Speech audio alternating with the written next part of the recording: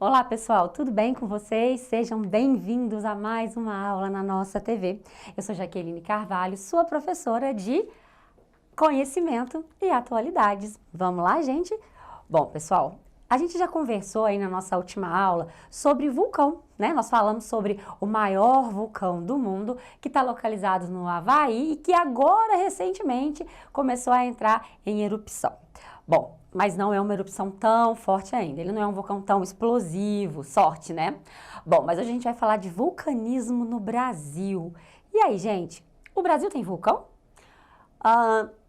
Tem gente que fala que Araxá já foi um vulcão. Vamos descobrir, gente, se a gente já foi e se a gente tem vulcão no nosso país? Bom, os vulcões, eles ocorrem prioritariamente nas áreas de encontro de placas tectônicas, ou seja, na borda dessas placas. O mundo, o planeta, né, ele é, todo formado por uma crosta ou litosfera, que é uma camada rochosa onde nós, seres humanos, estamos, onde estão as plantas, onde estão os animais. E esse bloco rochoso, ele é todo fraturado, ele é como se fosse um grande quebra-cabeça e ele se desloca. A gente não está parado, numa formação única, a gente não está estático, pelo contrário. O planeta, ele é dinâmico e ele se movimenta a todo tempo. E aí, a gente tem esse desenho aqui das placas tectônicas. Então, pessoal, todo lugar que a gente tem essas linhas tracejadas, na verdade, a gente tem bordas, encontros de placas tectônicas, tá? Então, olha só, a gente tem aqui, olha, uma placa tracejada, outra, tá vendo só? Olha só, o Brasil tá aqui.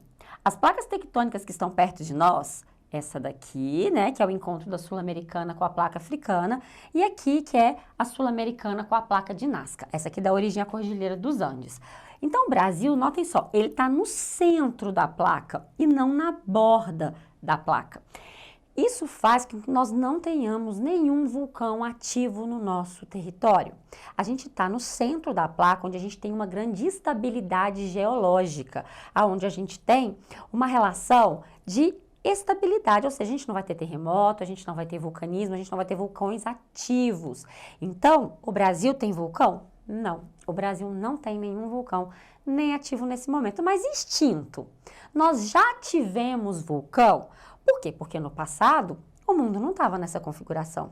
No passado o Brasil já esteve, a gente tinha a Pangeia, que o mundo era todo junto. Então, nessa época, o Brasil já teve muita atividade geológica, coisa que agora a gente é um terreno estável, um terreno erodido, um terreno antigo, tá? Então, olha só, aqui a gente tem alguns dos principais vulcões ativos no mundo, nem tão todos, gente. Tem muito vulcão que é submerso, está debaixo d'água e que entra em erupção. Nosso caso, olha só aqui o Brasil, gente, tá vendo? A gente não tem nenhum vulcão pertinho de nós. Então, a maioria, os que estão mais próximos da gente, estão aqui, na Cordilheira dos Andes, certo? Então, o Brasil está livre. Se a gente pegar aqui, olha o Japão, gente, a gente nem consegue enxergar o Japão. O Japão tem mais ou menos 100 vulcões ativos. Não dá nem para ver o país, de tanto vulcãozinho que tem em cima dele.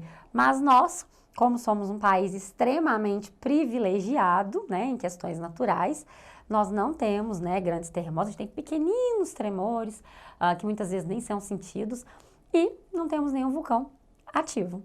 Mas a gente já teve, A gente já teve alguns vulcões ativos no nosso país. Só que hoje eles estão inativos, estão erodidos. Mas tem chance deles voltarem à atividade? Não, gente, não tem chance deles voltarem à atividade, tá? Hoje eles são completamente erodidos, são completamente rebaixados, não tem mais conexão com o magma, com o manto, que é onde faz a projeção do vulcanismo, que é por onde a lava vai ser expelida. Então não tem mais esse risco. Mas vamos conhecer aonde estavam os vulcões brasileiros. Bom, a gente tem aqui o vulcão de Uatumã, que também é conhecido como vulcão amazônico, ou vulcão da Amazônia. Esse é imenso. A gente tem aqui o vulcão de Poços de Caldas. Acredito que vocês já devem ter ouvido falar que Poços de Caldas, também tem águas medicinais. A gente tem o vulcão de Nova Iguaçu, o vulcão de Trindade, que é uma ilha, a ilha de Trindade. E a gente tem o vulcão de Fernando de Noronha. Fernando de Noronha também é uma ilha vulcânica. E aqui O vulcão de Cabugi, também todos extintos. Geralmente, gente, ilha vulcânica são as paisagens mais belas que a gente tem, né? As paisagens litorâneas mais belas que a gente tem. E Fernando de Noronha tá aí para comprovar toda essa beleza, né? Que nós temos aqui. E aqui embaixo a gente tem o vulcanismo da Serra Geral. Ali pelo sul de São Paulo, Paraná, Santa Catarina, houve um derramamento de lava. Então a gente não tinha um cone do vulcão, como a gente está acostumado, como a gente tinha nessas outras regiões, mas houve uma rachadura no solo e foi expelido magma. Hoje a gente tem solos muito férteis nessa região, né? Uma vantagem de você ter sido em eras geológicas, né? Uma região vulcânica é porque quando as rochas dessas erupções vulcânicas elas entram em decomposição, elas vão dar origem a solos muito férteis. E é o que acontece nessa região aqui brasileira. Bom, então todos são inativos, a gente não precisa mais ficar se preocupando, né? Gente, o nosso vulcão da Amazônia, ele é um vulcão muito importante, né? Então é um dos mais antigos do mundo esse vulcão, tá certo? Então é um vulcão que hoje ele já não tem uma altitude muito elevada, ele já está rebaixado por causa da erosão. Chuva, vento, né, as ações do intemperismo, as ações intempéricas do clima, elas vão provocando um desgaste e elas vão formando a erosão. E esse processo erosivo faz com que essas altitudes vão ficando cada vez mais rebaixadas, certo?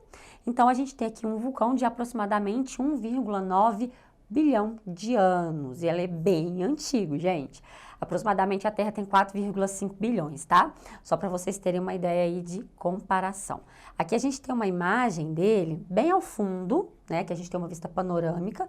E aqui bem ao fundo a gente tem uma imagem do que seria o cume do vulcão. Então olha só, a gente olhando assim não parece tão alto, né? Por quê? Porque já erodiu. Realmente não é tão alto mais. E aqui a gente tem uma nova imagem aí, né? Do Atumã, que é aqui bem em cima, bem pegando a cava dele, estão vendo? Então aqui, esse vulcão, ele ainda preservou a cava. Então olha só, a gente nota com perfeição. Hoje, obviamente, ela está tomada pela vegetação, né? Porque a gente já teve formação de solo. E aqui, gente, no centro, a gente não vê lava, não vê nada disso, tá? Por quê? Porque é um vulcão extinto há muito tempo, inativo há muito tempo. Então aqui solidificou. A lava que existia dentro dessa cava, ela resfriou, né, com a chuva, com o contato com o ar, e ela vira rocha. Nesse caso, rocha magmática extrusiva, tá? Então aqui a gente tem toda uma formação rochosa, então não tem problema nenhum, gente, andar aqui, não vai entrar em erupção, não vai ver lava. Alguns vulcões ativos do mundo ficam borbulhando lava ali dentro, né, que nem a gente vê na TV. Mas não é o caso do nosso vulcão da Amazônia, tá? Mas esse então é um dos vulcões aí mais ativos e foi o maior vulcão brasileiro, né, que nós já tivemos aqui, muito conhecido como vulcão da Amazônia. Bom, um outro vulcão muito interessante que nós temos é aqui o vulcão de Poços de Caldas. Olha, ele também já está muito rebaixado e muito erodido, mas nessa imagem de satélite a gente consegue perceber. Aqui a gente vê uma espécie de círculo, espero que tenha dando aí para vocês enxergarem, mas aqui a gente tem um círculo bem clarinho, né? Aqui a gente tem a cidade de Poços de Caldas. Olha o tamanho dessa cava, gente. Gigantesca. Quer dizer, isso já erodiu. Então, quando esse vulcão era ativo, com certeza a gente tinha uma amplitude ainda maior, porque ele era muito mais alto. E aqui a cidade de Andradas, estão vendo? Então, a gente tem duas cidades, uma contrapondo a outra, né? E olha só, as duas na cava, nas bordas desse vulcão. Nas bordas da cava desse vulcão, estão vendo? É claro que com o passar do tempo, isso aqui vai ficar cada vez mais rebaixado, aquele do Amazonas também. Com o passar do tempo, cada vez menos a gente vai enxergar essas formações, por causa da erosão, que é absolutamente normal. Mas Poços de Caldas, por exemplo, é famosa pelas suas águas termais, né? E isso vem das rochas dessa região. São rochas extremamente ricas em recursos minerais.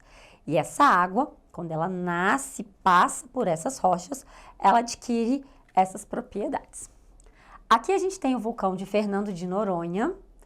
Bom, você pode perguntar, cadê o vulcão? Gente, o vulcão erodiu, né? O que sobrou são essas formações que compunham o complexo vulcânico de Fernando de Noronha. Fernando de Noronha era um vulcão submerso, era um vulcão completamente aquático, por isso que é uma ilha, e só a cava, né, um pedaço desse vulcão estava na superfície.